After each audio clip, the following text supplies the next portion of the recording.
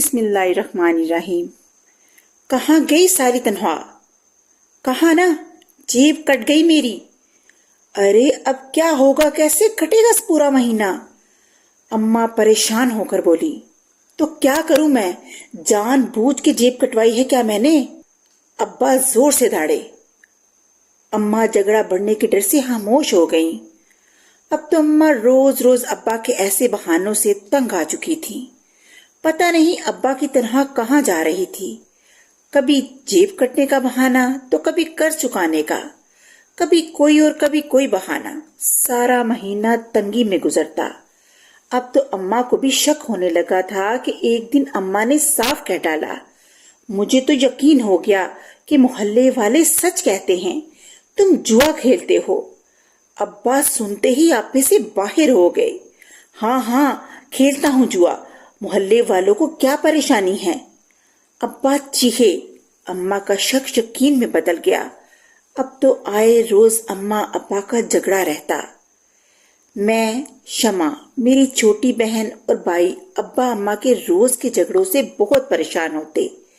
خیر بہن بھائی دونوں چھوٹے تھے، اتنے پریشان نہیں ہوتے جتنی میں۔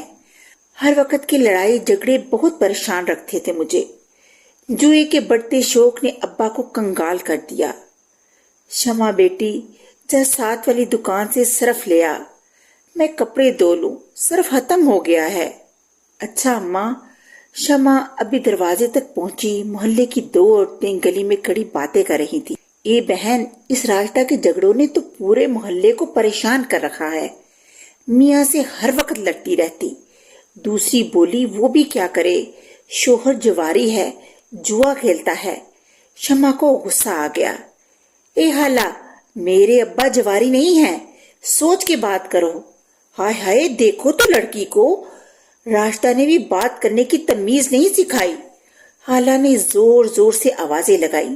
محلے کی کچھ عورتیں حالا کی آواز سن کر دروازے سے جھانکنے لگیں۔ اماں نے بازو سے پکڑ کر شمع کو اندر کھینچا۔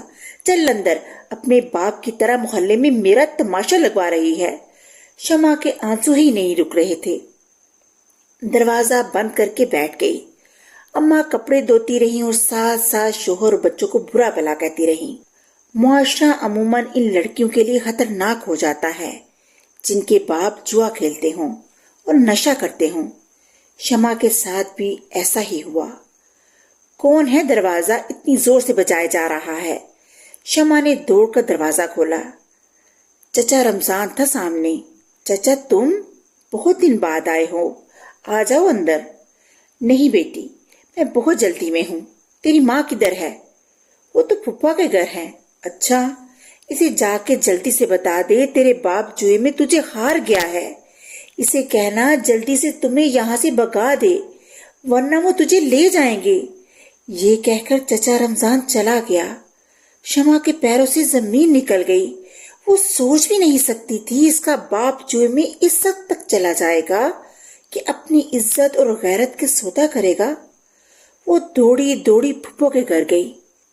ارے کیا ہوا شمع؟ اماں اور پھپھو ایک ساتھ بولی۔ شمع نے رمضان چچا والی ساری بات اماں اور پھپھو کو بتائی۔ ماں تو سن کر شدید صدمے میں چلی گئی۔ اس کا شوہر اس قدر گر جائے گا اس نے کبھی سوچا بھی نہ تھا۔ اپنی جوان بیٹی کا سودا کر دیا۔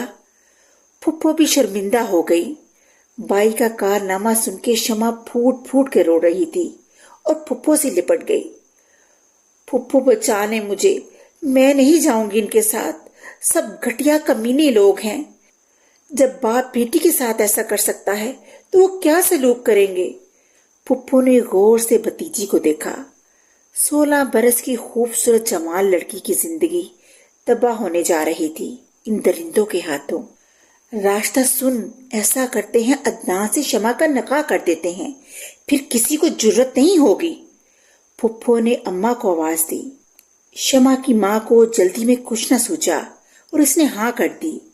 پھپھو کا بیٹا عدنان ہر لحاظ سے خوبصورت تھا، کریانے کی دکان تھی، اچھا کماتا تھا، مگر بیچارہ پولیو کا مریض تھا، ایک ٹانگ سے لنگڑا تھا، جبکہ شمع خوبصورت، تندرست، ہر لحاظ سے پرفیکٹ تھی۔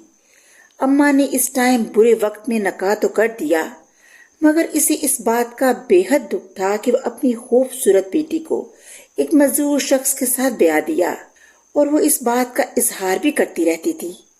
حالانکہ شمع کی زندگی میں خوشیوں کی نوید بن کر آیا، بے پناہ محبت کرنے والا اور خیال رکھنے والا۔ چاہیے تو یہ تھا کہ اماں خوش ہوتی، شکر کرتی کہ اللہ نے اس کی بیٹی کو ان درندوں سے بچا لیا۔ پھپھو نے برے وقت میں مدد کی اور جواریوں کے نرغے سے بچا لیا، مگر نہیں، اماں تو ناشکری بن گئیں اور ہر وقت ایک ہی رٹ لگائے رکھتی۔ اپنی خوبصورت بیٹی مجبوری میں مزدور شخص سے بیاہ دی میں نے۔ یہ باتیں محلے کے لوگوں کے ذریعے عدنان، پھپھو اور ان کے شوہر تک پہنچتی رہتی، مگر انہوں نے کبھی شکایت نہ کی، ہمیشہ خاموش رہتے۔ شمع بھی بہت سمجھاتی کہ وہ بہت خوش ہے عدنان کے ساتھ، مگر اماں کہاں سنتی تھی۔ اس بار اماں اسے لے جانے کے لیے آئیں۔ بہت دن ہو گئے شمع، میکے نہیں آئی تم؟ عدنان نے کہا۔ مامی، مجھے ماموں کا غیر لوگوں کو گھر کے سامنے بٹھانا پسند نہیں۔